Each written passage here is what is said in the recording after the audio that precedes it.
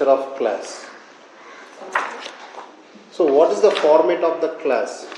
What is the structure of the class? So asanas. So how we'll start the class? Means what is the procedure? Greetings, and then set up of the props and all, and then asking people if they have any injuries or heart problems. No. So this is the structure of the class. If it is a 60 minutes class, so what is the structure of the class? The skeleton or blueprint of the class. So first you start with a prayer, setting the intention, starting prayer. After the prayer you start with some kind of cleansing breathing. After that you go for warm up. After that you go for sun salutation. After that a brief relaxation. After that you go to standing asana, sitting, supine, prone. After that savasana. After savasana you go to the pranayam, the relaxation pranayam. After that the prayer, ending prayer. So this is the basic, a typical structure of the class. But some exceptionals, some teachers, some institutes, there may be little change this order always. So this is the normal structure I am talking.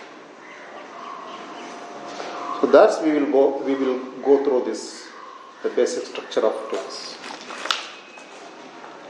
That here they mention basic or structure of classes. Page number, sir? Page number? 63. So first initiating the process or setting the intention. So first is getting seated, getting situated. So for this first they have to get situated. So they can select a pose, any pose for before just starting Sukhasana or like a lotus pose, Padmasana or Siddhasana or Swastikasana, even Vajrasana. So they can adopt any meditative pose. This we call it as a meditative posture or meditative asana. Which one? Like Sukhasana. This is the easy pose, Sukhasana.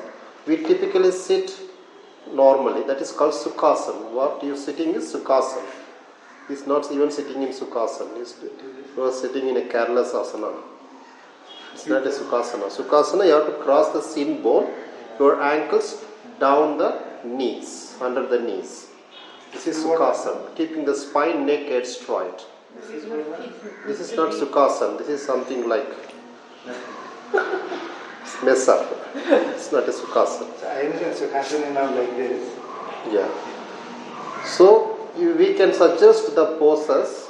Someone like the lotus Padmasana. Yes. Someone like the Siddhasana, the perfection pose. This one. Someone like the Vajrasana, kneel down. Yes. Yeah. Heels close to the perineum. This is Siddhasana. Yes. Both the heels should be, take the top ankle above the ankle, so the heels compressing the perineum. This one. Yes, the lower heels between the anus and reproductive organ, and the upper heels the root of the reproductive organ. This is called Siddhasana. So we can suggest the pose for prayer before we starting. This is important. So whichever the pose they like, they can adopt. So they can also sit like this one? No. But if someone have a hip problem or knee something, They can sit on the chair. then sure. Yeah.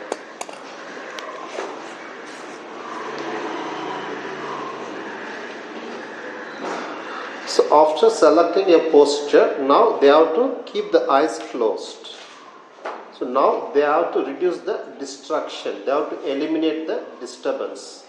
They want to reduce the number of disturbance by eyes closed and focusing inward, observing their breathing or visualization their posture, or by doing the Ujjayi breathing or doing the deep breathing, or consciously relaxing their head region, shoulder region, neck region. So this is more creative, depend on the teacher. So by asking them to adopting the posture, the next step is So initiating the process. So we are making them to reduce the distraction. So you can give the instruction like keep focus on your breath or keep your spine straight. So witness your breathing or observe your pose, visualize your posture and keep the head region relaxed and take a abdomen and chest breathing. So this 1 or 2 minutes, this instruction will help to get settled or to bring to their self-awareness more. Otherwise the mind will be committed somewhere outside because of family or business or job, etc.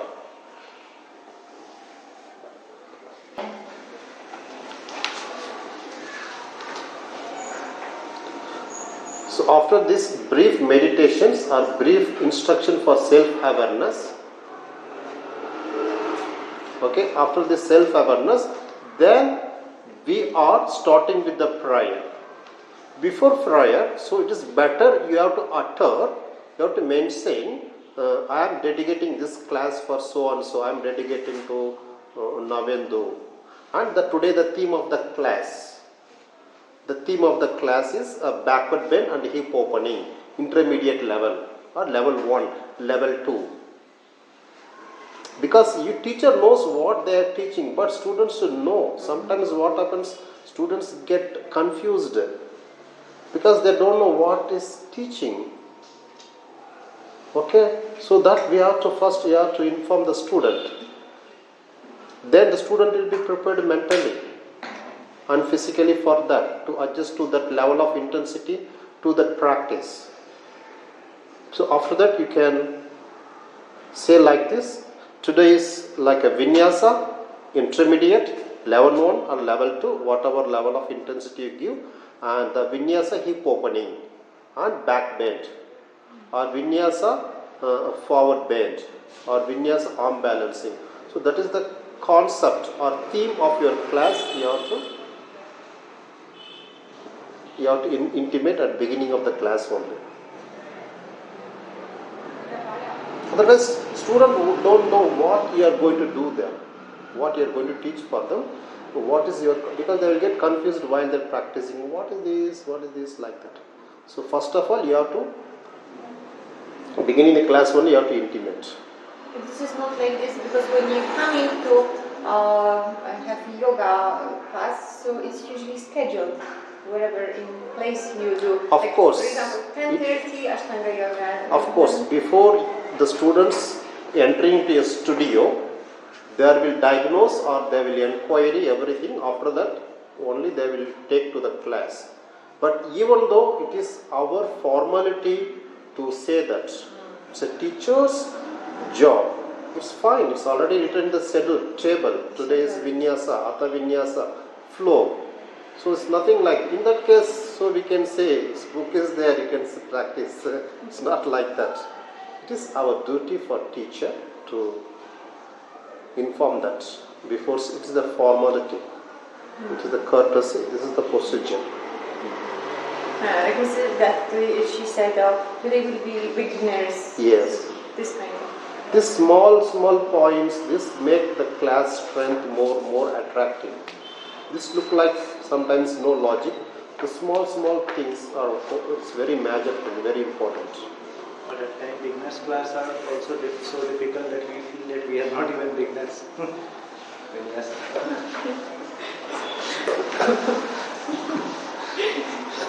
last time in beginners class, Amar had to go and sit somewhere there because he was so tired. It was not a beginner's class. Mr. Amar, because he's not resting. Okay, he was tedious, means working continuously. He's not giving rejuvenation or any entertainment. Even though he married, I think he's very workaholic. Instead of sleeping well, he takes yoga nidra and says that my sleep is covered. Yeah, she said 3-4 hours. It cannot happen. The actual yoga nidra cannot replace actual sleep. It can replace. It can replace, but if you are a yogi, if you are not doing so much of work, but if you are so much occupied, Yoga nidra can replace your sleep. It is scientifically proved very long back. Even I also been a subject for that paper. It can the 40 minutes of that 40 minutes of yoga nidra equal to 4 to 5 hours of sleep.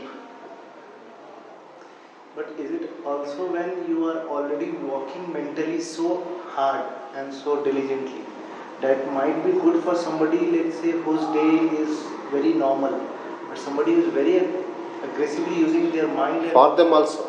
for them they would need that sleep. No. Of course, they need a sleep along with yoga nidra. If they do, the less amount of sleep is enough. For example, even my sleep also I reduced. I sleep 12 or 1 o'clock. I get up 5 o'clock or 6 o'clock. Maybe 4 or 5 hours maximum. Till that I keep working only. So it's yogi or normal human being, or there may be a god. The quality of yoga nidra, which benefit is very high, that intensity of relaxation is very strong. The level of rest is very deep, high quality, because it's scientifically proved. When we are conscious, alpha wave, alpha, beta, theta, delta, conscious. When you are sleeping, beta. When you are deep sleep, theta. When we are going like meditative state, that is delta wave, that is the frequency. So that's how they are scientifically proved.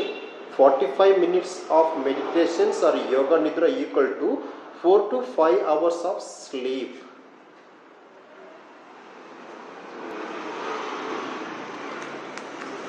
So the sleep means what? To refresh. After the sleep, you have to feel physically, mentally refreshed. That only sleep.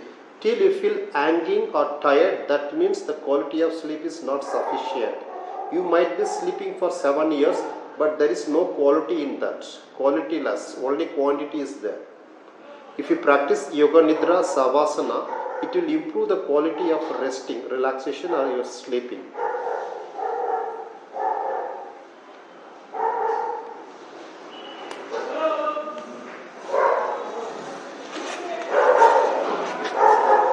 So the first is posture. Next is First was not prayer. yeah. So brief meditation.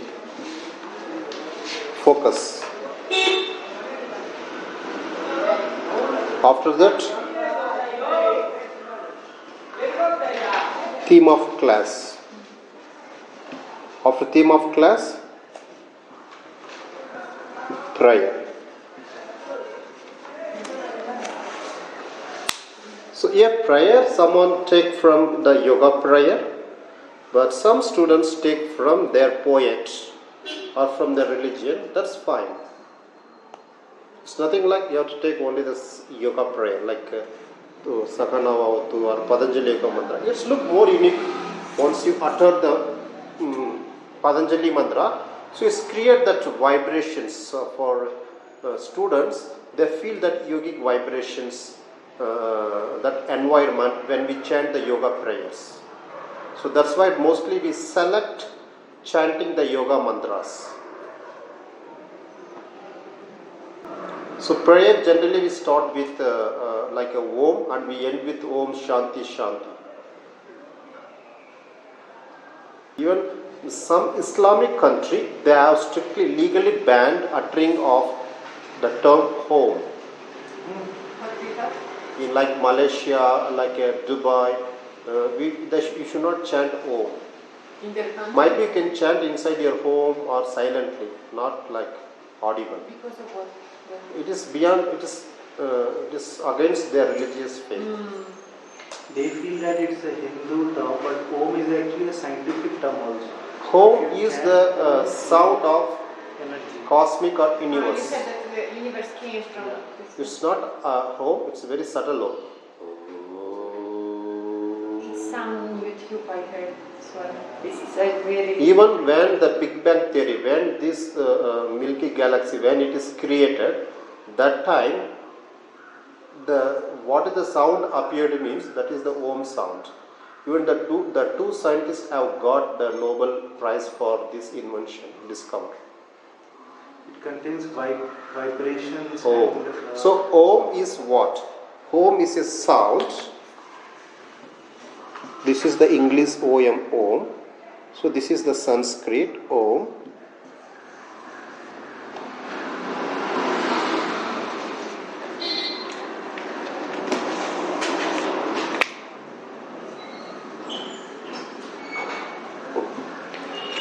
what is This that? is the Sanskrit Om. This is the Tamil Om. So we are there. Don't forget. So we are there. We are unique peoples. Actually, this is very ancient. Yeah. So, so they're telling that the Tamil Om only becoming like this might be, but there is nowhere for Om the symbol. Only in Sanskrit and Tamil only there is Om symbol. No language in India we got. What way these two guys always competed. Tamil, Sanskrit language always competed. They're equal. Om.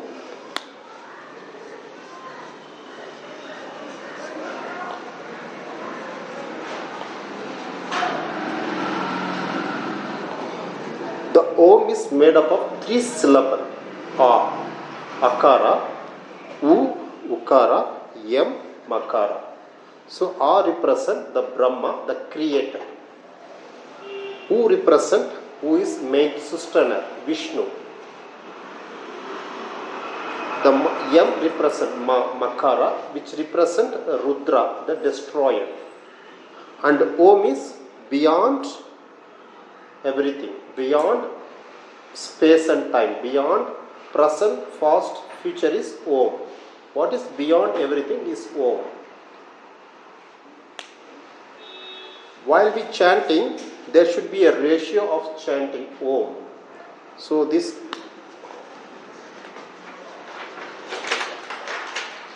is 1 ratio, Ukara 1 ratio and Makara is 2 ratio.